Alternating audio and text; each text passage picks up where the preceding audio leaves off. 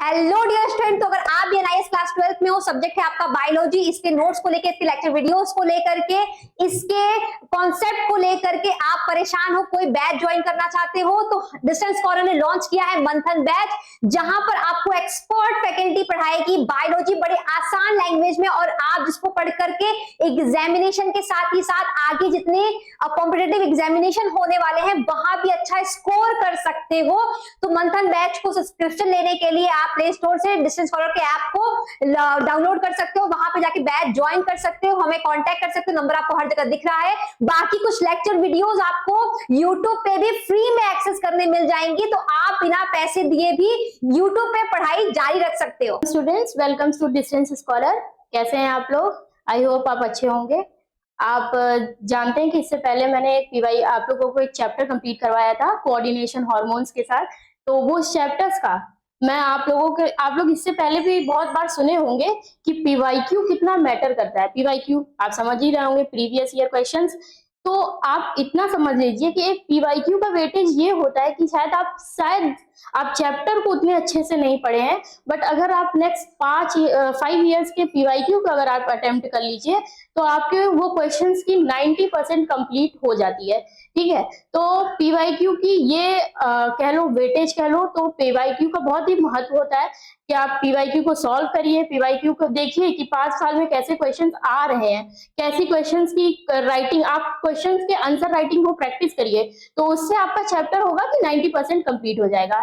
ठीक है, आज मैं आप लोगों के लिए टाइमर भी सेट करूंगी, मैं आप लोगों को आंसर भी यही बताऊंगी, बट मैं एक टाइप का टाइमर भी सेट करूंगी कि आप देख पाते हैं क्या, मैं देखूंगी कि आप आंसर दे पाते हैं कि नहीं। ठीक है, आप पहले कोशिश करिएगा कि अपने से आंसर देने का, उसके बाद वीडियो को आप पॉज कर सकते हैं, या तो मैं खुद भी समय दूंगी आप लोगों को करने के लिए, फिर उसके बाद आप अपने से आंसर दीजिएगा, और उसके बाद आप फिर वीडियो को ऑन करिएगा और फिर मेरे आंसर्स को देखिएगा कि कितना परसेंट आपका आंसर मेरे आंसर से मैच हो रहा है।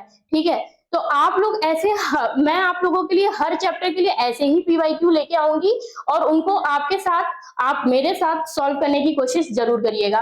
पीवाईक्यू हम लोग, मैंने 5 साल के पूरे से एनालिसिस करके लेके आया है, और मैंने स्टूडेंट्स एक चीज नोटिस की है कि क्वेश्चंस बहुत बार रिपीट होते हैं। ऐसा नहीं है कि एक साल पूछा और फिर अगले साल पूछा ही नहीं है। आपको मैं बता दूं कितने तो ऐसे क्वेश्चंस हैं जो मैं अभी नेक्स्ट चैप्टर आप लोगों के लिए नर्वस कोऑर्डिनेशन लेके आने वाली हूँ, उससे तो मतलब समझ जाइए 3 साल से लगातार एक ही क्वेश्चन आपसे पूछा जा रहा है।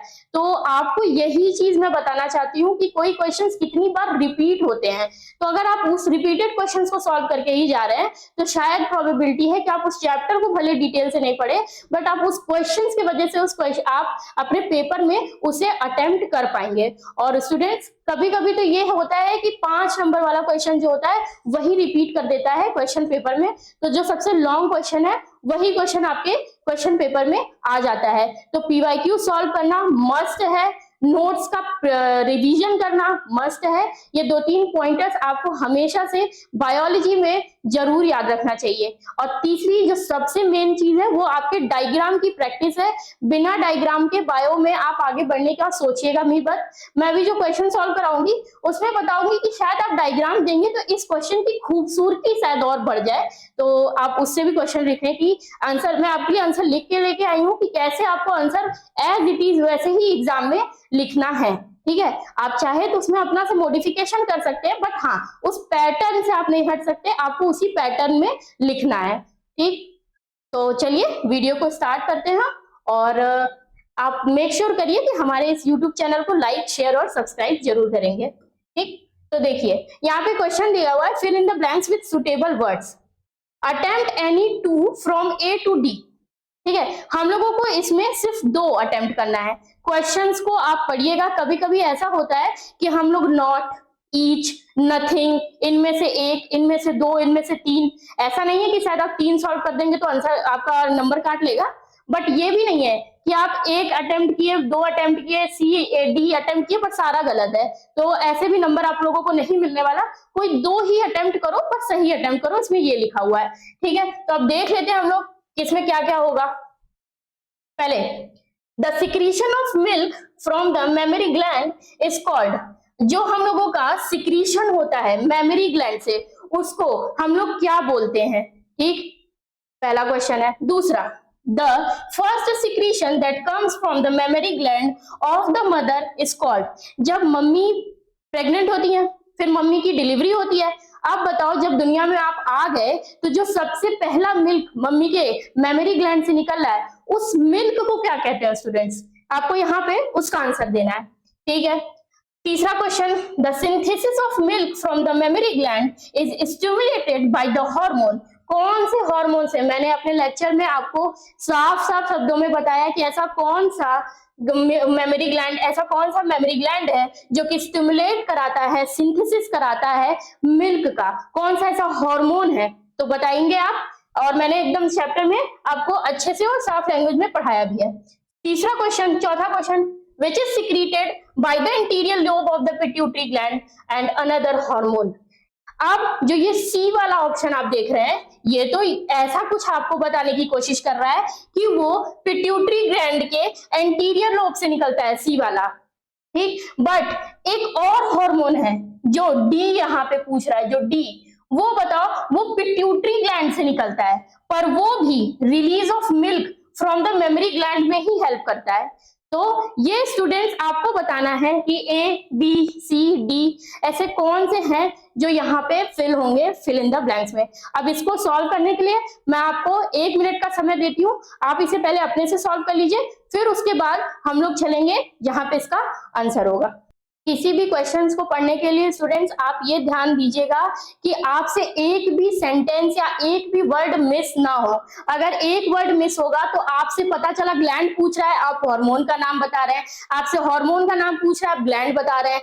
आप ये देखिए कि एंटीरियर लोब की बात हो रही है, पोस्टीरियर लोब की बात हो रही है, तो ये छोटी छोटी चीजें बहुत ज्यादा इफेक्ट डालती है आंसर्स पे।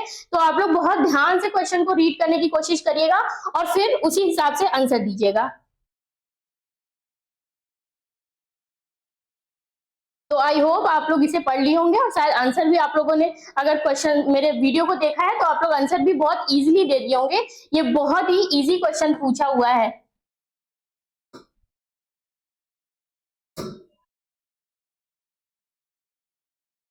ये देखिए स्टूडेंट्स, ये है आपका उस क्वेश्चन का आंसर, ठीक। जो हमारा पहला, हम लोग मेमोरी ग्लैंड से जब सिक्रीट करते हैं और फिर उसके बाद वो जो पहला मिल्क हम लोग सिक्रीट करते हैं उसको हम लोग लैक्टेशन कहते हैं, ठीक है।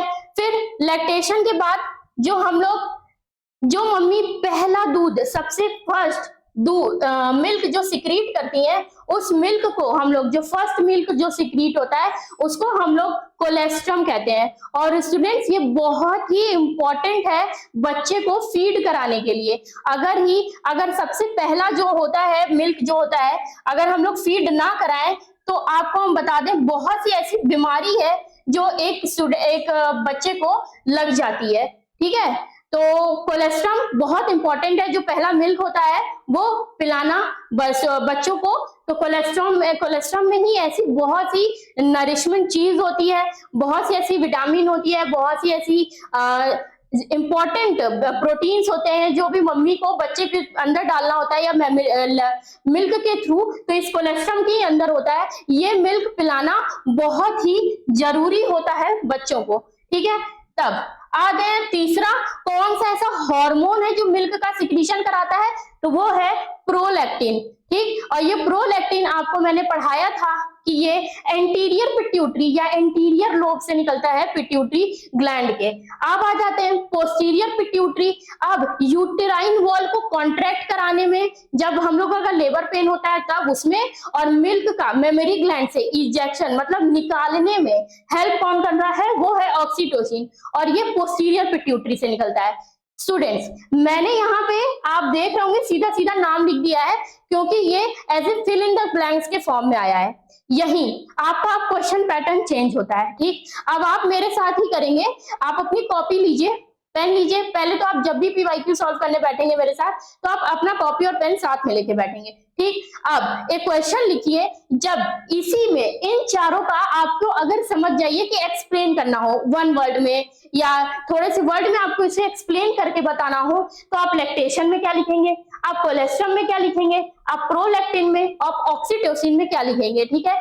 इसे आप अपने से लिखने की कोशिश करिए, ठीक है, बहुत ही इजी है, मैंने अपने लेक्चर्स में पढ़ाया हुआ है, तो आप इसे अपने से लिखने की कोशिश करिएगा।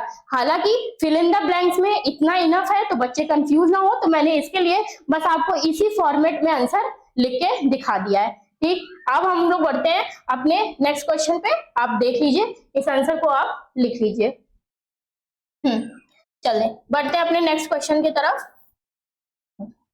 ये क्वेश्चन शायद मेरे लेक्चर से थोड़ा अलग जा सकता है, बट कोई नहीं स्टूडेंट्स, PYQ है, इम्पोर्टेंट है, आज नहीं तो कल किसी न किसी लेक्चर में तो इसे हम लोग पढ़ ही रहे होंगे। तो इस क्वेश्चन में थोड़ा सा हमें लगा कि इम्पोर्टेंट है तो हम आपके लिए ऐड करवा दिए। तो आप देख लीजिए, जो ओवर यहाँ पे आपको करना है, choose the odd one in each of the following. Odd one मतलब इसमें से सबसे अलग ढूंढना है कि, और ऐसे क्वेश्चंस बहुत आते हैं स्टूडेंट्स कि आपको 2-3 क्वेश्चंस का पैटर्न आप समझ लीजिए, जैसे कि ऑड वन आउट पूछ लेगा, सीक्वेंसिंग पूछ लेगा कि ऐसे ऐसे बता दो, प्राइमरी आया पहले, सेकेंडरी आया पहले, टर्सरी आया पहले, तो सीक्वेंसिंग पूछ लेगा। ठीक है, तो odd one out, sequencing, fill in the blanks, match the column. Match the column तो इतना इंपॉर्टेंट आ जाता है और ऐसे आपको कंफ्यूज करता है कि सिर्फ लिख देगा ए और बी। ठीक है, ए बी लिखा, बट उसमें मैच करने के लिए ABCDEF 5 ऑप्शन देता है मैच करने के लिए, और उन 5 ऑप्शन में से आपको सिर्फ 2 पे ही लगाना है टिक, तो वो बहुत ही हेक्टिक हो जाता है। पर हाँ, अगर आपका कॉन्सेप्ट क्लियर है, आप चीजों के साथ क्लियर है कि आपको क्या है, किसमें आंसर पे टिक लगाना है, और हाँ कहीं एक बस 1 वर्ड का डिफरेंस होता है जहां से आप अपने आंसर्स को पकड़ लेते हैं।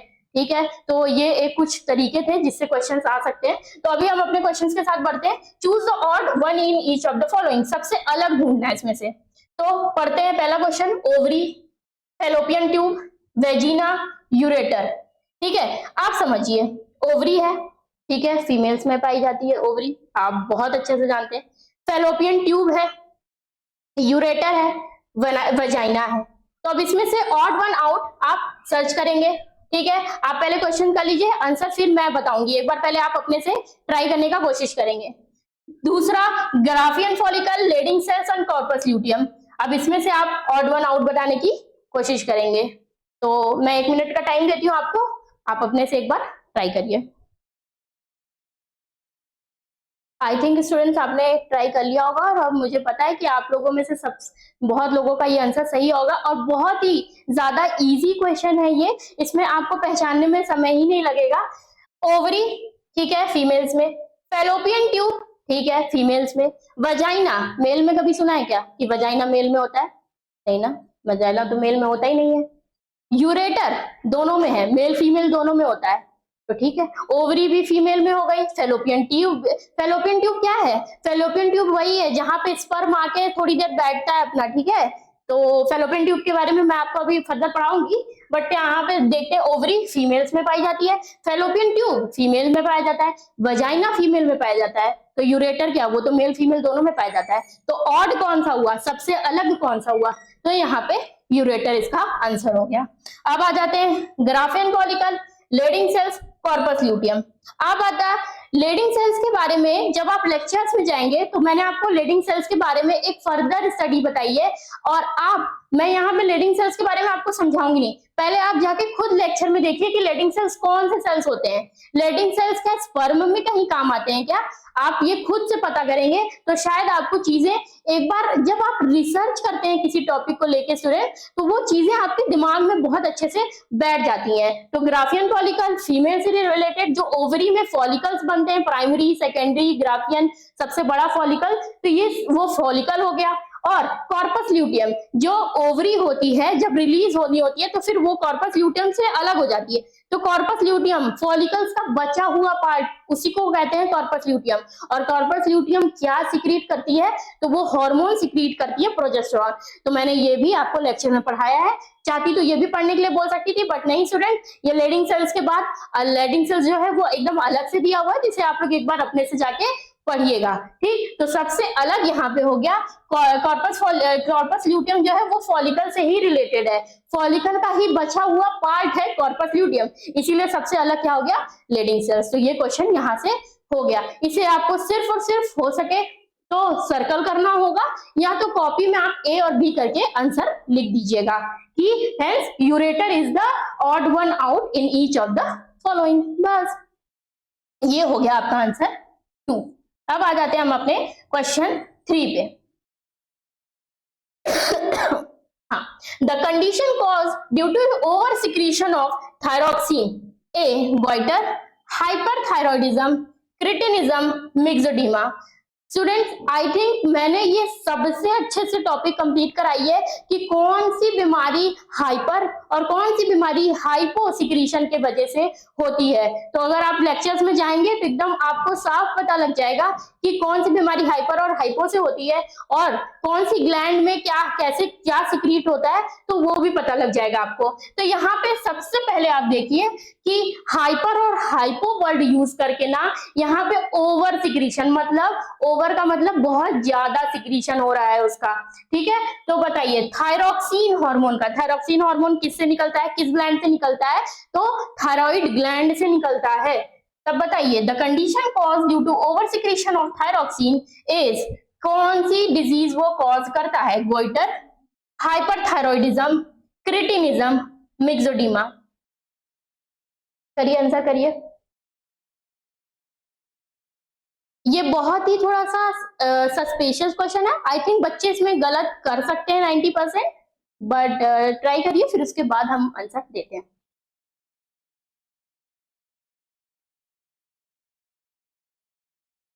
Goitre, hyperthyroidism, cretinism, मिक्सोडीमा।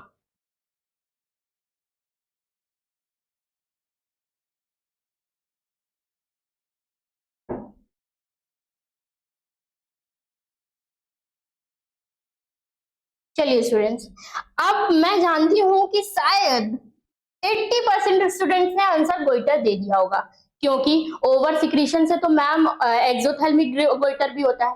तो बच्चों यहाँ पे कोई ऐसा दिया हुआ है क्या, ओवर सिक्रीशन से एक्सोथेल्मिक गोइटर होता है, तो आप यहाँ पे एक्सोथेल्मिक लिखा है या सिंपल गोइटर लिखा है? क्योंकि अंडर सिक्रीशन या लेस सिक्रीशन से तो सिंपल गोइटर भी होता है ना, तो यहाँ पे गोइटर के आगे कुछ लिखा है कि वो सिंपल होता है या एक्सोथेल्मिक होता है? नहीं ना, तो इसलिए हम लोग गोइटर पे टिक लगाएंगे ही नहीं, गोइटर पे हम लोग जाएंगे ही नहीं। हम लोग यहाँ पे टिक लगाएंगे हाइपरथायरॉयडिज्म। क्या टिक लगाएंगे? हाइपरथायरॉयडिज्म। और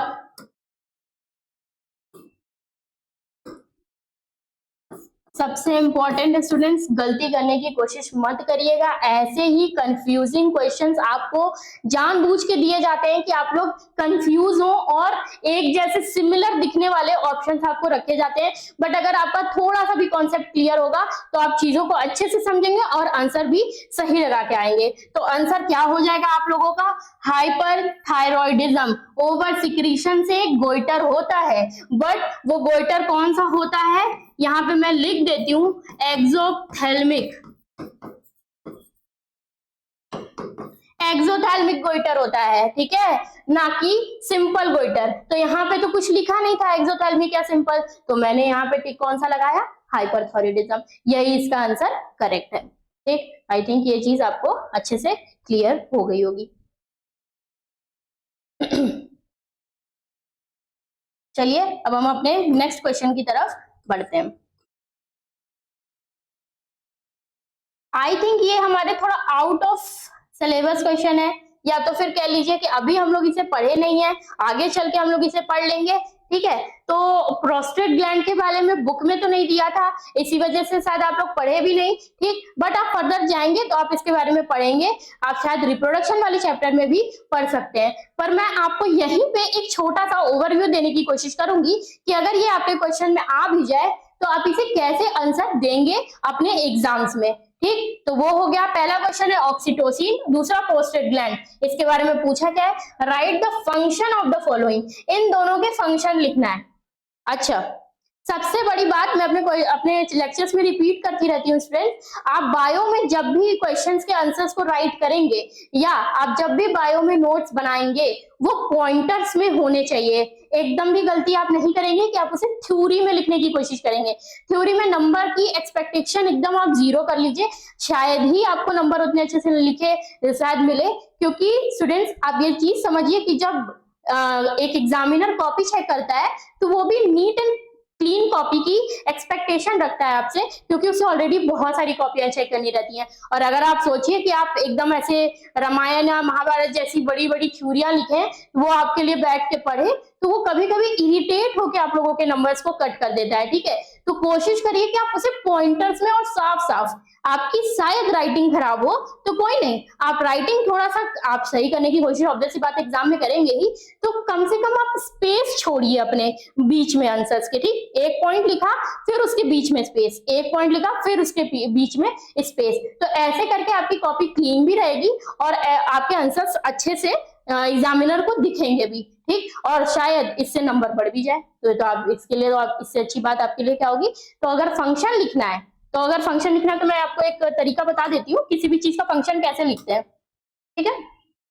ऐसे लिखते हैं, ठीक। अब जैसे ऑक्सीटोसिन का फंक्शन पूछा है, कैसे लिखेंगे आप, यहाँ पे आप लिखे, यहाँ पे हम दोनों का बताते हैं, ठीक है। दो का फंक्शन अगर पूछा, आप ऐसे लाइन खींचेंगे, ऑक्सीटोसिन के बारे में बताएंगे, ठीक।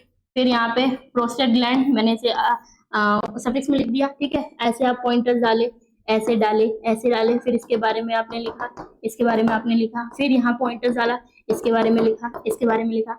और अगर आपको ऐसे फंक्शन ऊपर आप डाल देंगे हेडिंग फंक्शन, पता चला डिफरेंस बिटवीन लेके बात कर लिया, नहीं, फंक्शन लेके बात करेंगे।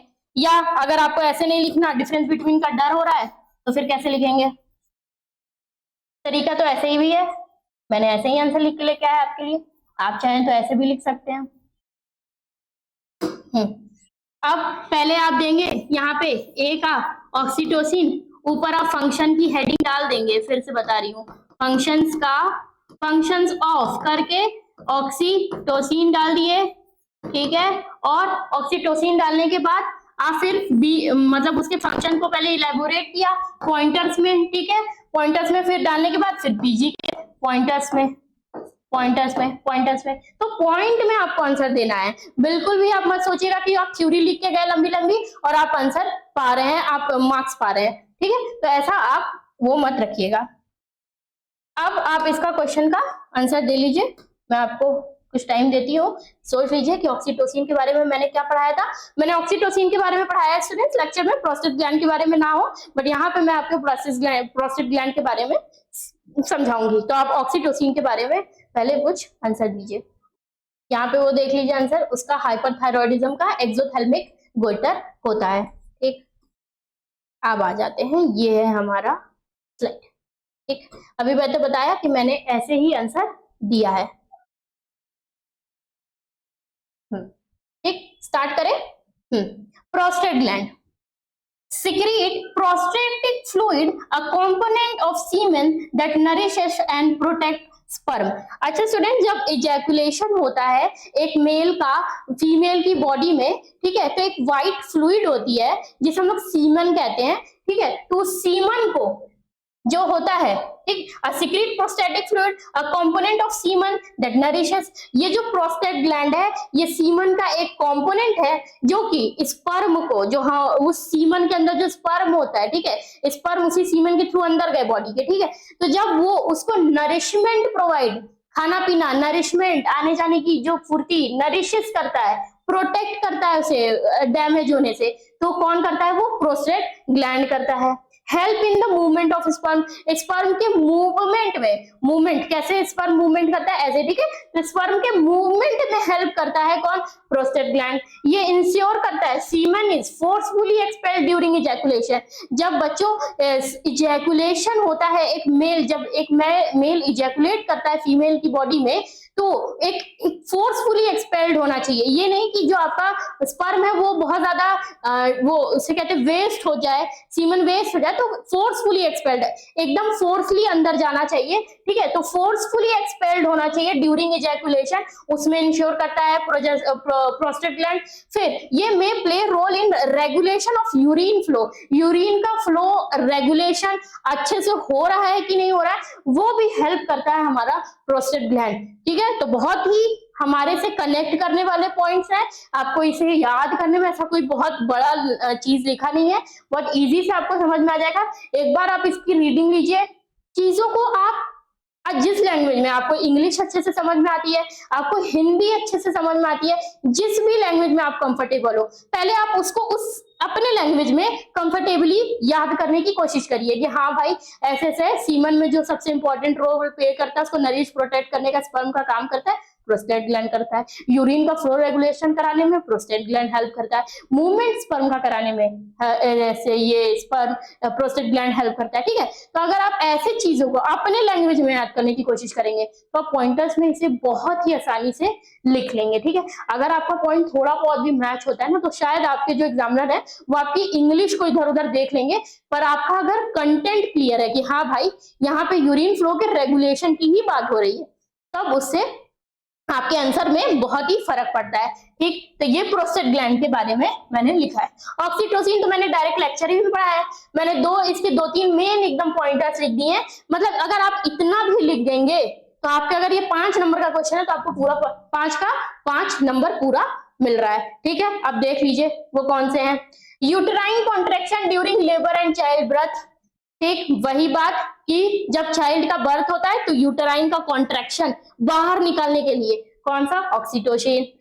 Promote milk ejection during breast feeding. ठीक है, तो ब्रेस्ट फीडिंग इस हमें प्रमोट करता है मिल्क प्रोडक्शन, कौन, ऑक्सीटोसिन। इजेक्शन कराना मेमोरी ग्लैंड से बाहर की तरफ, इजेक्ट आउट कराना कौन करता है, ऑक्सीटोसिन। ये एक और एक्स्ट्रा पॉइंटर्स यहाँ पे लिख दिया है, may influence sperm transport and testosterone production in male। Transport sperm का और टेस्टोस्टेरोन का प्रोडक्शन मेल में, ये भी उसकी हेल्प करता है ऑक्सीटोसिन। तो ये एक एक्स्ट्रा पॉइंट है लेक्चर्स के अलावा भी। ऐसे ही मैं वीडियोस में आपको कुछ एडिशनल पॉइंट्स भी बताती हूँ, तो मेक श्योर करिए कि आप वीडियोस को पूरा बीच स्टार्टिंग से लेके एंड तक देखिए। बीच में अगर आप स्किप करते हैं तो आप एक एडिशन पॉइंट्स को आप स्किप कर देते हैं। ठीक, तो ये हो गया आंसर, आप इसे एक बार अच्छे से रीड कर लीजिए, फिर हम अपने नेक्स्ट क्वेश्चन पे बढ़ेंगे। ठीक, चलिए अब हम अपने नेक्स्ट क्वेश्चन पे बढ़ते हैं। ऑक्सीटोसिन और प्रोस्टेट ग्लैंड के बारे में आई होप आपको अच्छे से समझ में आएगा। ये थोड़ा आउट ऑफ सिलेबस क्वेश्चन हो गया था, तो मैंने इसके बारे में भी आपको अच्छे से समझा दिया है। आपको जिस भी लैंग्वेज में कंफर्टेबल होता है आप उस लैंग्वेज में उसको याद करने की कोशिश करिएगा। ठीक है, अब आते हैं नेक्स्ट क्वेश्चन। अगर आप एक बार को चैप्टर नहीं पढ़ते हैं स्टूडेंट्स, बट पीवाईक्यू सॉल्व करते हैं तो बहुत बेनिफिशियल होता है पीवाईक्यू। आप क्वेश्चंस को जरूर से एनालिसिस करके जाइएगा, ये छूटे ना, क्योंकि होता है कि एज इट इज यही क्वेश्चन उठाया और आपसे अगले नेक्स्ट एग्जाम में आपके ही पूछ लेता है, तो पीवाईक्यू जरूर करके जाइएगा। ठीक, अब इस क्वेश्चन में देखते हैं हम लोग। Following is the list of hormone produce in our body. ये हार्मोन्स का कुछ नाम दिए हैं जो कि हमारे बॉडी में प्रोड्यूस होते हैं। Write their expanded form. ये देखिए ये फुल फॉर्म बोल रहा है। एक्सपेंडेड फॉर्म का मतलब यहाँ पे यहाँ एक्सपेंडेड फॉर्म का मतलब क्या हो रहा है स्टूडेंट्स, फुल फॉर्म की बात हो रही है। एक्सपेंड मतलब उसको खोल दो, बड़ा कर दो। एक्सपेंड, एक्सपेंड कैसे करेंगे, जब हम इसका पूरा नाम लिखेंगे। ठीक है, तो उन फुल फॉर्म्स की बात कर रहा है। And right the name of the endocrine gland that produce them. कौन से एंडोक्राइन ग्लैंड इनको प्रोड्यूस करते हैं। एंडोक्राइन ग्लैंड कितने होते हैं, चलिए मेरे साथ एक बार फिर आप लोग बोलने की कोशिश करिए। Hypothalamus, pituitary, pineal, adrenal, testis, ovary. ठीक है, तो ये सब हमारे होते हैं थाइमस। तो मैंने उसके लिए आपको ट्रिक भी दी हुई है, उस ट्रिक को याद करिए, इससे आपको सारे 10 के 10 एंडोक्राइन ग्लैंड्स के बारे में याद हो जाएगा। ठीक, तो अब बताइए कि कौन से ग्लैंड हैं जो इनको प्रोड्यूस करते हैं। मैंने डायरेक्ट लेक्चर्स में इन सब के बारे में आपको पढ़ाया हुआ है। चलिए स्टूडेंट, यहाँ शायद आपको ना दिख रहा हो तो मैं लिख दूं, ADH होता है। ठीक, तो आप इसे मैं हटाना नहीं चाह रही हूँ, तो आप इसे पूरा देख लीजिए। एक्सपेंडेड फॉर्म का मतलब फुल फॉर्म होता है यहाँ पे।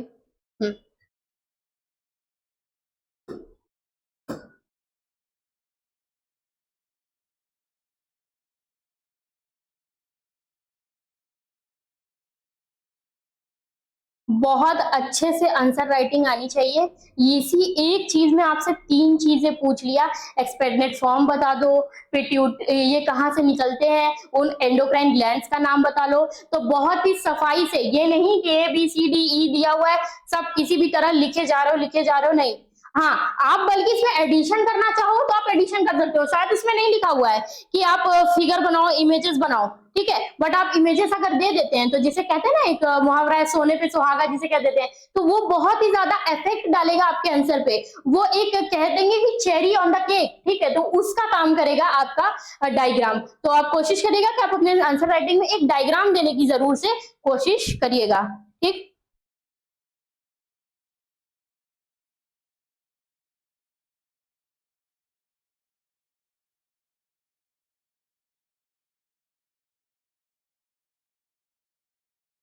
हो गया स्टूडेंट्स, अब हम लोग चलते हैं इसके आंसर की तरफ। आंसर, ठीक। अब ये है हमारा आंसर। आप देख सकते हैं यहाँ मैंने एक छोटा सा आपको दिखाने के लिए एक छोटा सा यहाँ पे डायग्राम भी दिया हुआ है। मैंने अपने नोट्स में आपको पूरे डायग्राम को अच्छे से बना के उसकी लेवलिंग उसको एक्सप्लेन किया हुआ है। तो यहाँ पे बस मैं आपको एक हिंट देने के लिए कि आप क्या बनाएंगे, कैसे बनाएंगे, तो वो चीज देने के लिए मैंने आपको यहाँ पे एक छोटा सा डायग्राम बना के दिखाया हुआ है, ठीक। अब देख लिए वहां पे वो पूछा एक्सपेंडेड फॉर्म, तो मैंने एक कॉलम बनाया एक्सपेंडेड फॉर्म का। उसने पूछा किस ग्लैंड से, तो मैंने एक कॉलम बनाया उस ग्लैंड के नामों को लिखने के लिए। स्टूडेंट्स आपको ये आई थिंक विजिबल होगा, हाँ, एंडोक्राइन ग्लैंड लिखा हुआ है, ठीक। तो ये एक्सपेंडेड फॉर्म, ये एंडोक्राइन ग्लैंड, और ये इनका ही एब्रिविएशन आपसे पूछा हुआ है, ठीक है। तो अब हम लोग देखते हैं एक एक करके कि क्या है, कैसे है। तो STH का एक्सपेंडेड फॉर्म सोमैटोट्रोपिक हार्मोन, जिसे हम लोग ग्रोथ हार्मोन भी कहते हैं। तुम बड़े हो रहे हो, तुम लंबे हो रहे हो, तुम छोटे हो जा रहे हो, तुम्हारा हाथ बढ़ा, पैर नहीं बढ़ा, सब ये सब क्या है, ग्रोथ हार्मोन है। दाढ़ी बचपन में नहीं थी, अब दाढ़ी है, ठीक है। लड़कियों में ब्रेस्ट नहीं थे पर अब ब्रेस्ट हैं बड़े होने पे। तो सब ये क्या है, ग्रोथ हार्मोन ही है। इनसे होने वाली बीमारियां भी हम लोगों ने लेक्चर्स में कवर की है, तो वो सब चीज यहाँ पे आ जाएगी ग्रोथ हार्मोन के अंदर, ठीक। किस ग्लैंड से ये निकलता है, तो स्टूडेंट्स पहले तो ये पूछा है किस ग्लैंड से, तो सिर्फ और सिर्फ आपको ग्लैंड का नाम बताना है, पिट्यूटरी ग्लैंड। पिट्यूटरी ग्लैंड के लिए मैंने एक एक्स्ट्रा नॉलेज के लिए एक एक्स्ट्रा एडिशन किया है मैंने, वो है एंटीरियर पिट्यूटरी से निकलता है। किस लोब से, एंटीरियर लोब से निकलता है पिट्यूटरी ग्लैंड के। कौन, STH, या तो सोमैटोट्रोपिक या ग्रोथ हार्मोन, ठीक है। अब यहाँ पे एक फिगर भी बनाया है, आप चाहें तो ये एंटीरियर पिट्यूटरी के पास एक छोटा सा पॉइंटर लगा देंगे ऐसे, यहां से निकलता है मेरा ग्रोथ हार्मोन, ठीक है, ऐसे आप छोटा सा कर देंगे। फिर आ जाते हैं हमारा TSH, मतलब ये हमारा A था, ठीक, ये हमारा B है, thyroid stimulating hormone, thyroid stimulating hormone, ये भी कहां से निकलता है, एंटीरियर पिट्यूटरी या तो पिट्यूटरी ग्लैंड से, ठीक है। अब आ जाते हैं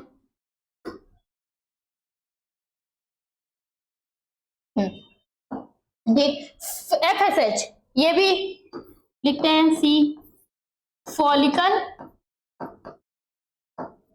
स्टिमुलेटिंग हार्मोन। इसका भी काम हम लोगों ने लेक्चर्स में अच्छे से पढ़ा है, और मैं यहाँ पे आपको लेक्चर्स में मैं रिपीट नहीं करूंगी, ये चीज आप जाएंगे लेक्चर्स को पूरा देखेंगे और आप फिर पता लगाएंगे कि FSH का काम मैंने क्या बताया था, और आप उसे लगे हाथ वहीं पे याद करने की कोशिश करेंगे। स्टूडेंट्स अगर आप हॉर्मोन्स को कि अंडर प्रैक्टिसिंग नहीं रखते हैं तो हॉर्मोन्स के नाम और हॉर्मोन्स के काम दोनों ही बहुत तेजी से भूलते हैं। जितने तेजी से आपके बॉडी में सिक्रीट होते हैं उतने तेजी से आपको याद रहते नहीं है। तो आप बेटर है कि आप इसे बार बार अपने रिवीजन के अंदर रखेंगे। तो FSH फॉलिकल स्टिमुलेटिंग हार्मोन कहां से, एंटीरियर पिट्यूटरी और पिट्यूटरी ग्लैंड, इन दोनों में से आपको एंटीरियर पिट्यूटरी लिख के नहीं आना है, ये एक एडिशनल नॉलेज है। ग्लैंड पूछा है तो कौन सा gland, pituitary gland. Pituitary gland के किस लोब से, तो एंटीरियर लोब से, ठीक है। एक फिगर यहाँ पे भी फिगर में हम लोग ऐड करेंगे कि एक तो ग्रोथ हार्मोन भी था और दूसरा कौन सा आ गया, TSH और FSH। ठीक, ये सब आ गया। अब ल्यूटिनाइजिंग हार्मोन, इसका भी फंक्शन आप लोग खुद से पढ़ेंगे। ल्यूटिनाइजिंग हार्मोन, ठीक है, ये भी सेम चीज, एंटीरियर पिट्यूटरी या पिट्यूटरी ग्लैंड। फिर से पिट्यूटरी ग्लैंड के बारे में लिखेंगे, एंटीरियर पिट्यूटरी के बारे में नहीं। ठीक, अब आ जाता है ADH, एंटी डायरेटिक हार्मोन, या तो इसे हम लोग दूसरे नाम से भी जानते हैं, वैसोप्रेसिन। किसी भी नाम, कोई भी अगर हार्मोन है या ग्लैंड है, अगर वो दो नामों से जानता है तो आपको दोनों ही नाम याद करने होंगे, क्योंकि एग्जाम में किसी भी दोनों भी नाम से ही क्वेश्चन आ सकता है। ठीक, तो आपको जैसे ग्रोथ हार्मोन का सोमेटोट्रोपिक नाम भी होता है और वैसे ही एंटी डायरेटिक का वैसोप्रेसिन भी नाम होता है, तो आपको याद रखना होगा। ये कहाँ से रिलीज होता है, ये हाइपोथैलेमस से रिलीज होता है, पर पोस्टीरियर पिट्यूटरी में ये स्टोर होता है। इसीलिए हम अपने पोस्टीरियर पिट्यूटरी को क्या बोलते हैं कि वो एक स्यूडो पिट्यूटरी है, अपना खुद का कोई हार्मोन नहीं है। यहाँ पे हाइपोथैलेमस से हार्मोन आते हैं और स्टोर होते हैं, और एकदम सडन, मतलब इसे स्टोर इसलिए किया जाता है क्योंकि अगर हमें इमीडिएट इसकी जरूरत पड़ गई तो ये यहाँ से रिलीज हो जाएगा। ठीक है स्टूडेंट, इस वजह से ये पोस्टीरियर पिट्यूटरी में होता है। तो क्या लिखेंगे आप, hypothalamus and stored in the posterior pituitary gland. ये एज इट इज आप अपने आंसर में लिखेंगे, एज इट इज। ठीक, एक बार इसे आप अच्छे से देख लीजिए, हो सके तो इसका स्क्रीनशॉट आप ले लें।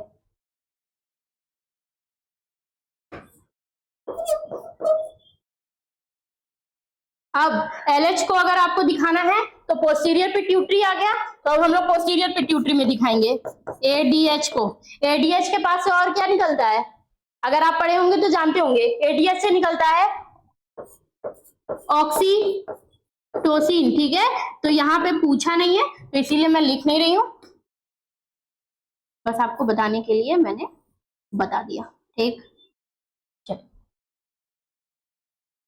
ये है आपका क्वेश्चन का पूरा आंसर। आप ऐसे ही एब्रीविएट एकदम इलस्ट्रेटेड फॉर्म में देंगे, एक ऐसे ही स्केल से लाइन खींचेंगे, आप तीनों के अलग अलग कॉलम्स को बनाएंगे, कॉलम्स में आप अलग अलग चीजों के बारे में बताएंगे कि क्या क्या उन क्वेश्चंस में एब्रीविएशन का एक्सपेंडेड फॉर्म किस ग्लैंड से रिलीज होता है। तो ऐसे मैंने कॉलम्स में करके आंसर दिया है, और एकदम सेम इसी मैनर में आप भी आंसर उस क्वेश्चन का करेंगे।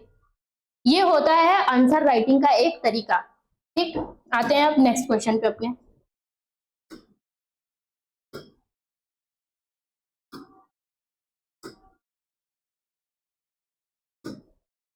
एज इट इज हम लोगों ने इसी को सॉल्व किया हुआ है। ठीक, STS, TSH, FSH, LH और ADH कहाँ से होते हैं, एक्सपेंडेड फॉर्म, एंडोक्राइन ग्लैंड, सब कुछ हम लोगों ने बात कर लिया है। ठीक, अब स्टूडेंट एक क्वेश्चन था, ऐसे आपको फिगर बना के दिया, फिगर बेस्ड क्वेश्चन तो कितने सारे हैं, मतलब कितने सारे हैं। आपको फिगर को भी एज इट इज याद करके, जिसे कहते हैं रट लो, अगर रटना है तो। वैसे तो चीजों को समझना चाहिए, बट आप अपने इस फिगर को या जो भी फिगर आपके बुक में है उनको दिमाग में एकदम बैठा लीजिए अच्छे से, क्योंकि डायरेक्ट फिगर निकाल के देगा और उससे क्वेश्चन पूछ लेगा। ठीक, तो फिगर्स को याद करिए। ये एक डायग्राम आपको दिया, ठीक, एग्जाम में। अब इस डायग्राम से रिलेटेड कैसे क्वेश्चन पूछ रहा है आप वो देखिए। The upper figure shows the enlargement of gland in the throat region. Throat region कौन सा होता है, गले वाला रीजन। ठीक है, enlargement बहुत ज्यादा बड़ा। फिर से फिगर को देखें, ये दिख रहा है, ये ऐसे बड़ा हो गया है। एक बार मैं आपको हाईलाइट करके दिखा देती हूँ। ये देखिए, ये हो गया है, चिन है, ये चिन, हमारी चिन, ये चिन है हमारा। ठीक है, गला है ये हमारा। ठीक है, ये गला देख रहे हो कितना ज्यादा बढ़ गया है, एकदम इनलार्जमेंट, फुल के एकदम ऐसा बड़ा सा हो गया है, इनलार्जमेंट हो गया है। थिकनेस बढ़ा देते हैं, ये देख लो, ये है इनलार्जमेंट, बढ़ गया है गले का साइज। कौन सी बीमारी है, आई थिंक बस मैं इतना बता दूं कि थ्रोट रीजन में एनलार्जमेंट को कौन सी बीमारी दिखाती है, तो आपको ऐसे ही समझ में आ गया होगा कि कौन सी बीमारी ये है। ठीक, अब इससे क्वेश्चंस को देखते हैं कि कैसा क्वेश्चन पूछ लिया है इससे।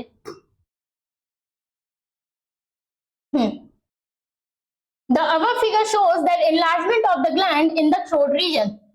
पहला question, name the gland that has got enlarged. चलिए अब क्वेश्चन का आंसर बताइए, ऐसा कौन सा ग्लैंड है जो कि enlarge हुआ है?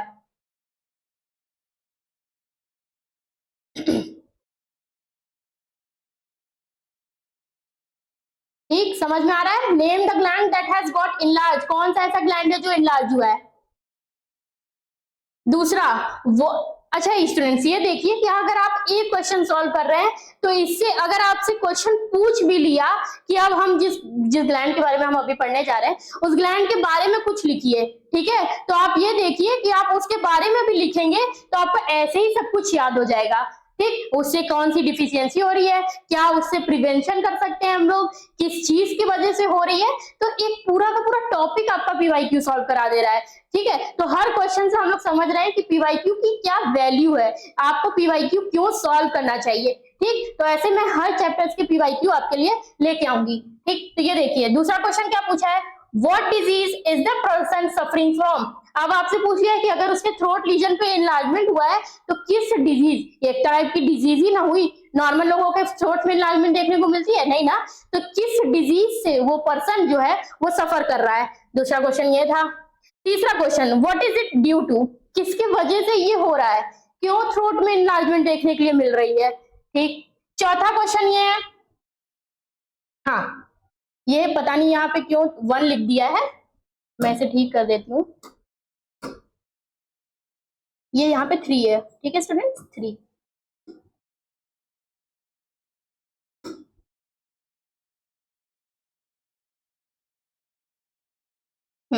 Three, what preventive measures, preventive measures मतलब ऐसा हम लोग क्या करें कि उसकी वजह से ये दोबारा ना हो शरीर में, या तो इसको बचाने के लिए, इससे बचने के लिए कौन से प्रिवेंटिव मेजर्स हम लोग ले सकते हैं, वो क्वेश्चन पूछ रहा है। Will you suggested that other people person not suffer from this disease. ठीक है, यहाँ पे थोड़ी सी मिसप्रिंटिंग हो गई है स्टूडेंट्स, तो ये पीपल है, पीपल, ठीक है, नॉट, यहाँ पे ये कट हो जाएगा, people not suffer from this disease. ऐसा कौन सा प्रिवेंटिव मेजर्स आप उनको देंगे, दूसरे पर्सन्स को देंगे कि जिसके वजह से वो इससे सफर ना करें, इस डिजीज से। तो बताइए वो चारों क्वेश्चंस का आप, मैं फिर से रिपीट कर दे रही हूँ, name the gland that has got enlarge, कौन सा ऐसा ग्लैंड है जो कि एनलार्ज हुआ है, उस ग्लैंड का नाम बताइए। ग्लैंड का नाम कौन कौन सा हो सकता है, पिट्यूटरी, थाइमस, थायराइड, कौन से हार्मोन्स होते हैं। ठीक है, याद करिए, उन ग्लैंड्स का नाम याद करिए। What disease is the person suffering from, कौन से डिजीज से पर्सन सफर कर रहा है। What is it due to, किसके वजह से ये उसको हो गया है।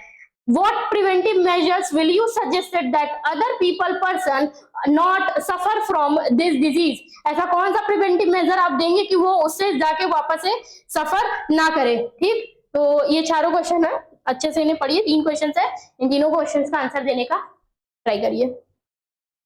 अगर आप चाहते हैं कि मैं फिगर फिर से दिखा दूं तो फिर से मैं फिगर आपको दिखा देती हूँ, ये देख लीजिए फिगर।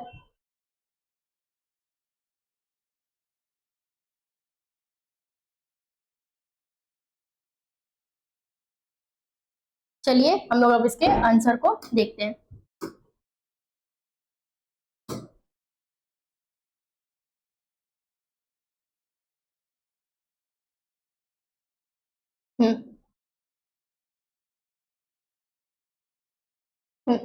ठीक है, name of the enlarge gland, पहले आप एक एक पॉइंट से शुरू करेंगे।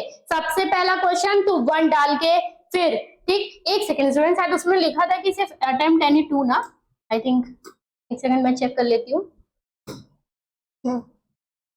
The above figure shows the enlargement of the gland in the front. Attempt any 2, हाँ स्टूडेंट्स यहाँ पे देखिए, यहाँ पे लिखा हुआ है attempt any 2। ठीक है, तो इसमें 3 क्वेश्चन दिए, हम लोगों को सिर्फ 2 ही अटेम्प्ट करने हैं। ठीक, पर मैं आपको तीनों के आंसर्स बताऊंगी, आपको जो भी होगा आप उन तीनों में से कोई भी 2 सिर्फ अटेम्प्ट करेंगे। ठीक, अगर अटेम्प्ट एनी 2 लिखा तो अटेम्प्ट एनी 2 ही करो, क्योंकि ऑलरेडी पेपर बहुत बड़ा रहेगा। इसका ये मतलब नहीं है कि पूरे पेपर्स को अटेम्प्ट करते रह जाएंगे। और करके ऑप्शंस बहुत ढेर सारे आपको दिए जाते हैं, आराम से चूज करो। जो आंसर आपको लग रहा है कि आपको सबसे अच्छे तरीके से आ रहा है, पूरा नंबर देके जाएगा, तो उन्हीं क्वेश्चंस को अटेम्प्ट करो। बेफिजूल का टाइम वेस्ट वहां पे मत करो कि तुम वहां पे अटेम्प्ट एनी 2 लिखा है, पढ़े ही नहीं, पांचों का पांचों अटेम्प्ट कर रहे हो, तो बेफिजूल का टाइम और मेहनत दोनों जाएगी। और ऑलरेडी बायो का पेपर बहुत लेंदी होता है, तो कोशिश करिए कि टाइम जितना से हो सके बचाने की कोशिश करेंगे आप। ठीक, आ जाते हैं अपने क्वेश्चन पे, आंसर पे। नेम द इनलार्ज ग्लैंड, कौन सा ग्लैंड इनलार्ज हुआ था? The enlarge gland is the thyroid gland. हमारा कौन सा ग्लैंड इनलार्ज हुआ था? Thyroid gland. ग्लैंड लिखोगे थायराइड। ठीक, कौन सी disease? The person is likely suffering from a goitre. A goiter is an enlargement of thyroid gland। अभी यहाँ पे सिंपल और एक्सोथैल्मिक ये सब गोइटर का नाम मत लो, बस दोनों में enlargement of gland ही होता है, enlargement of throat ही होता है। तो डिजीज का नाम लिखो बस कि गोइटर होने की बीमारी है इनको। ठीक है, the goitre is an enlargement of thyroid gland। इस डिजीज से सफर कर रहा है वो पर्सन। तीसरा, किस वजह से हुआ होगा? क्या हुआ होगा कि इसकी वजह से ये वाली डिफिशियंसी है, ये वाली डिजीज हो गई? आयोडीन की डिफिशियंसी डाइट में, बॉडी में आयोडीन की डिफिशियंसी होगी हमारे डाइट में, जिसके वजह से वो बीमारी लग गई। थायराइड का नोड्यूल्स, कैंसर हो जाता है स्टूडेंट्स, कैंसर में नोड्यूल्स का मतलब नॉट लाइक, एकदम गुच्छे के फॉर्म में सब कुछ यहाँ इकट्ठा होने लगेगा। थायराइड के नोड्यूल्स बनने लगते हैं आपके ग्लैंड, आपके थ्रोट में। ठीक, एक ये हो सकता है। चेंज इन थायराइड फंक्शन, जो थायराइड है वो अच्छे से फंक्शन नहीं कर रहा है, अपना अच्छे से अपना हार्मोन जो है T3 T4 वो सही से रिलीज नहीं कर पा रहा है, जिसके वजह से ये डिफिशियंसी होने की दिक्कत है। तो चौथा, फैक्टर अफेक्टिंग थायराइड ग्रोथ, कुछ तो ऐसा है जो थायराइड ग्रोथ को फैक्टर जो अफेक्ट कर रहा है। ठीक है, तो इसकी वजह से भी ये डिफिशियंसी देखी जाती है। मेनली जो आपको याद रखना है वो है आयोडीन की जो डिफिशियंसी होती है उसके वजह से थायराइड हार्मोन में दिक्कत देखने को मिलती है, थायराइड ग्लैंड में देखने को दिक्कत मिलती है, और ये गोइटर वाली डिजीज होती है। ठीक, अब मैंने बोल दिया तो इसका मतलब नहीं है कि सिर्फ यही एक पॉइंट लिख दो, थोड़ा पॉइंटर्स को बढ़ाओ। क्वेश्चन में पेपर्स बढ़ते हैं, शायद क्या पता पेज ही गिनने से नंबर दे दिया। सही पॉइंट लिखोगे तो कम से कम 3-4 लिखो, न पेज बढ़ेगा, अच्छे से लिखोगे तो नंबर मिलने की प्रोबेबिलिटी बढ़ती चली जाएगी। डी, प्रिवेंटिव मेजर्स, कैसे हम लोग इससे प्रिवेंट कर सकते हैं, बच सकते हैं। ठीक, adequate amount of iodine intake in diet. Adequate amount मतलब ये नहीं है कि आप पूरा तुम कार्बोहाइड्रेट, प्रोटीन और फैट, विटामिन, मिनरल उनको छोड़ के सिर्फ और सिर्फ आयोडीन ही लेने पे लगे पड़े हो, नहीं। एडिक्वेट अमाउंट, अब एक मात्रा में लेना है आयोडीन को। पता चला हाइपरथायराइडिज्म करके बैठ जाओगे, ठीक है, अभी तो ओवर था, हाइपर कर लिए। एक अमाउंट, ऑप्टिमम अमाउंट। बच्चों हम लोगों को कुछ भी खाना है, ठीक है, बाहर का स्ट्रीट फूड भी क्यों नहीं खा रहे हो तो कोशिश करो कि दोपहर में खाने की कोशिश करो। दोपहर में हमारा मेटाबॉलिज्म सबसे फास्ट होता है, ठीक है। हाँ, अब ये नहीं है कि डेली खा रहे हो, पर दोपहर के टाइम पे जब आप चीजों को हैवी लेने की कोशिश करेंगे तो एक बार को उसकी पचने की प्रोबेबिलिटी बढ़ जाती है, क्योंकि आप दोपहर में वर्किंग फेज में रहते हैं, स्कूल में रहते हैं, कॉलेज में रहते हैं, ऑफिस में रहते हैं, ठीक है, तो आप लेटे नहीं रहते हैं, जिसकी वजह से वो पच जाती है। बट जो रात होती है उसमें आप बहुत ही लाइट भोजन लेने की कोशिश करते हैं, ठीक है, उससे आपकी जो पाचन क्रिया है बहुत सही से चलती है, डाइजेस्टिव सिस्टम जो है हमारा सही से चलता है, ठीक। तो आयोडीन को भी एडिक्वेट अमाउंट में, एकदम ऑप्टिमम अमाउंट में हम लोगों को लेना है, जिससे कि हमारे आयोडीन की इंटेक बढ़ी रहे, अच्छी सी बनी रहे, जिसके वजह से ये थायराइड ग्लैंड में इनलार्जमेंट हम लोगों को देखने को नहीं मिलेगी या गोइटर वाली बीमारी नहीं लगेगी। Regular checkup for early detection and management of thyroid problem. अच्छे स्टूडेंट्स, ये पॉइंट समझाने का कोई मतलब है, आपको बताइए कि अगर कितने लोगों में, हाँ जरूरत तो है, कैसे समझिए, इंडिया की बात अगर मैं करूं तो कितने लोग देखते हैं कि कोशिश करते हैं, अरे ये तो छोटा सा यहाँ पे बस इंफेक्शन हो रहा है, ठीक हो जाएगा, घरेलू उपाय कर लेते हैं। नहीं स्टूडेंट्स, कुछ बीमारियां ऐसी होती हैं जो शायद घरेलू उपाय से नहीं ठीक हो। ठीक है, पहले दिक्कत होती थी, हम लोगों को उतनी फैसिलिटीज नहीं थी, तब हम लोग घरेलू उपाय पे चीजों को लेके जाते थे, बट अब हम लोगों के पास फैसिलिटी है, अगर वो घर पे ठीक होने लायक होती है तो वो तो हो जाएगी, ठीक। बट कुछ चीजें ऐसी होती हैं जो डॉक्टर्स को कंसल्ट करना जरूरी होता है। अगर आपके ब्रेस्ट रीजन पे कोई नोड्यूल जैसा, टच करके देखिए बच्चों, इसमें शर्माने की कोई बात नहीं होती है, टच करके देखिए उन्हें। अगर वहां पे कुछ बहुत ज्यादा क्लॉटिंग आपको फील हो रही है, दबा के पुश प्रेशर करके देखिए। अगर आपको नोड्यूल जैसा फॉर्मेशन हो रहा देख रहा है तो ब्रेस्ट कैंसर, जो कि आजकल हर तीसरे घर में देखने को मिल रहा है फीमेल्स में, ठीक है। तो ब्रेस्ट को दबाइए, देखिए कि कहीं कोई नोड्यूल जैसा फॉर्मेशन तो नहीं हो रहा है, ठीक। अगर आप अर्ली स्टेज पे ही क्योर कर लेते हैं, कि अगर पता लगा लेते हैं कि आपको ये प्रॉब्लम हो रही है, तो हम बता रहे हैं स्टूडेंट्स 90% चांसेस होते हैं कि आपको वो चीज, वो कैंसर जैसी बीमारी से भी आप आराम से लड़ लेंगे, अगर आप उसे अर्ली स्टेज पे डिटेक्ट कर लिए तो, ठीक। वैसे ही ब्रेन ट्यूमर होता है, बहुत सारे ट्यूमर होते हैं, लंग मतलब 1000 tumour, lung tumour, stomach tumour 1000 tumour होते हैं। तो अगर आप उसे अर्ली फेज पे डिटेक्ट कर लेते हैं, टाइम टू टाइम आप चेकअप अपने बॉडी का कराते रहते हैं। होता है ना कि एक आध बार महीने में लगा लो डॉक्टर का चक्कर, जो पूरे दिन ना लगवाने से बचा ले, ठीक है। तो महीने में एक बार रूटीन चेकअप जरूर करवाइए, खास करके अपने बड़े बूढ़े माँ बाप इन लोगों का तो जरूर से कराइए, ठीक। तो इसके वजह से अगर अर्ली डिटेक्शन हो जाएगा तो हम लोग मैनेजमेंट कर पाएंगे थायराइड प्रॉब्लम का, ठीक। मेंटेन करें हेल्दी लाइफस्टाइल, डेली छोला भटूरा खाओगे तो दिक्कत आएगी, ठीक।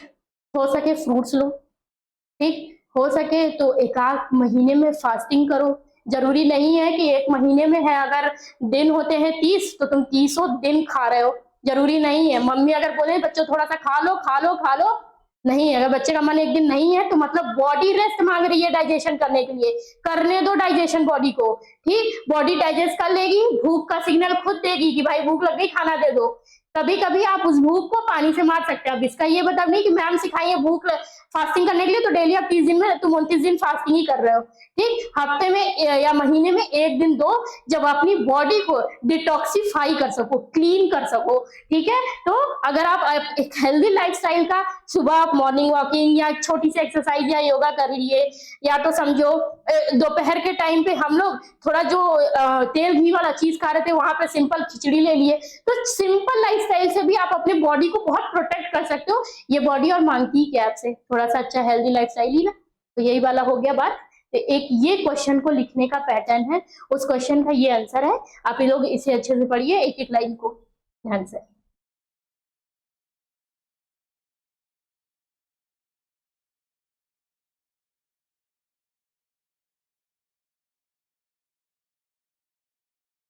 ठीक हो गया।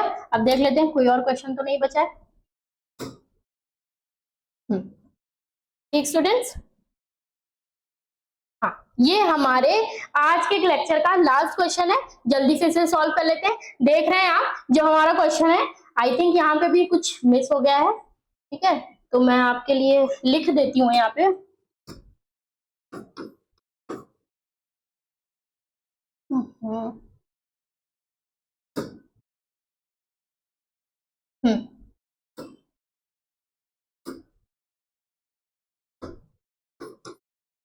ठीक है, मैच द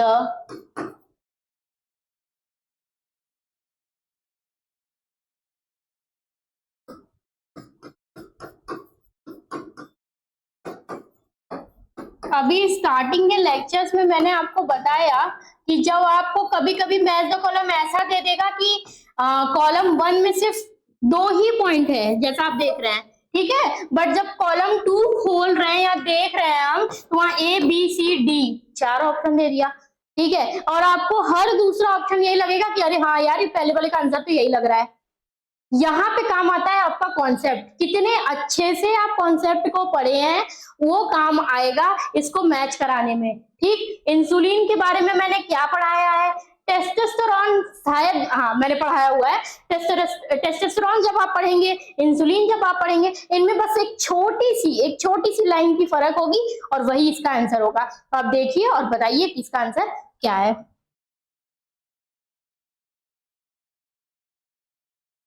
ध्यान से पढ़िए, ध्यान से आंसर दीजिए। मैं आपके लिए एक बार कॉलम 2 के भी ऑप्शंस पढ़ देती हूँ। Causes breast to develop in female, breast chest area, ठीक है।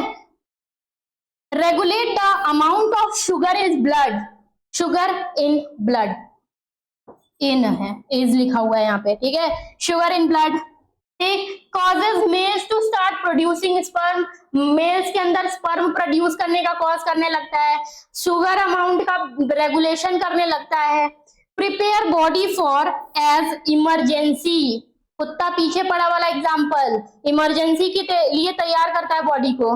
तो बताओ इनमें से टेस्टोस्टेरोन और इंसुलिन के लिए सबसे ज्यादा मैच खाता हुआ कौन सा ऑप्शन है?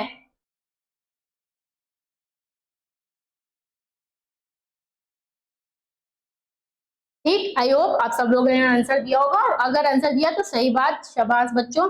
टेस्टोस्टेरोन में हम लोग यहाँ पे टिक लगाएंगे कि ये कॉज करता है मेल्स में प्रोड्यूस करने के लिए स्पर्म को। क्या फीमेल में टेस्टोस्टेरोन हम लोग पढ़े थे? नहीं भाई, वहां तो एस्ट्रोजन पढ़े थे हम लोग, ठीक है। इमरजेंसी के समय पे तो यहाँ पे तो कुछ सिंपैथेटिक नर्वस सिस्टम से रिलेटेड बातें हो रही है। हमारा नेक्स्ट आने वाला चैप्टर यही है, नर्वस कोऑर्डिनेशन, ठीक है। ठीक, तो बताओ ऐसा कुछ तो नहीं लग रहा है टेस्टोस्टेरोन यहाँ पे मेल से रिलेटेड ही कुछ लग रहा था, स्पर्म तो मेल में ही पाया जाता है, मेल लिखा हुआ है तो टेस्टोस्टेरोन इससे। इंसुलिन पढ़े थे, इंसुलिन क्या करता है? हम लोग पढ़े थे ना, ग्लूकागॉन। इंसुलिन क्या करता है? ग्लूकागॉन जहां ग्लूकोज बढ़ाता है इंसुलिन कम करता है, तो ये रेगुलेट करता है, मीन्स कि इंसुलिन ग्लूकोज लेवल को कम करता है बॉडी में, तो regulate the amount of sugar in blood. ठीक, तो एक अच्छे से इसको मैं टिक लगा देती हूँ, आप इसे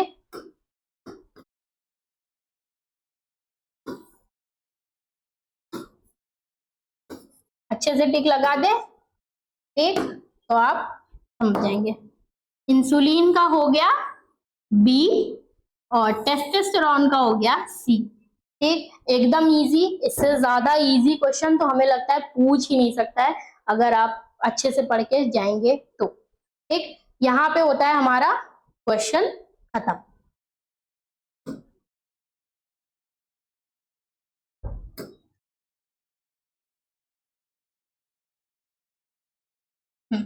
ठीक, यहाँ पे सारे क्वेश्चंस खत्म होते हैं स्टूडेंट्स। आप ऐसे ही, मैं अभी जो नेक्स्ट चैप्टर लेके आऊंगी नर्वस कोऑर्डिनेशन, मैं उसको भी खत्म करूंगी, फिर उसके बाद उसके भी पीवाईक्यू के एनालिसिस कराएंगे, और फर्दर ऐसे सारे चैप्टर होंगे जिनके पीवाईक्यू के एनालिसिस हमारे इस चैनल पे होगी, आप उसे जरूर से देखें। पीवाईक्यू के मैंने वैल्यूज भी आपको बता दिए कि एक पीवाईक्यू सॉल्व करना चैप्टर रीडिंग जितना ही इंपॉर्टेंट है, नहीं करोगे तो दिक्कत में ही आओगे। क्या पता एक बार शायद चैप्टर अच्छे से नहीं कंप्लीट करे हो, बट पीवाईक्यू अगर अच्छे से कर लोगे तो शायद क्वेश्चंस एकदम डायरेक्ट उठ के आए और आप उन्हें 5 नंबर 10 नंबर जैसे भी क्वेश्चन के मार्क्स हो, उन्हें आप डायरेक्ट लिखने की प्रैक्टिस को करके आप उसके नंबर का वो नंबर पा सकते हैं आप। ठीक, तो ऐसे ही अच्छे वीडियोस के लिए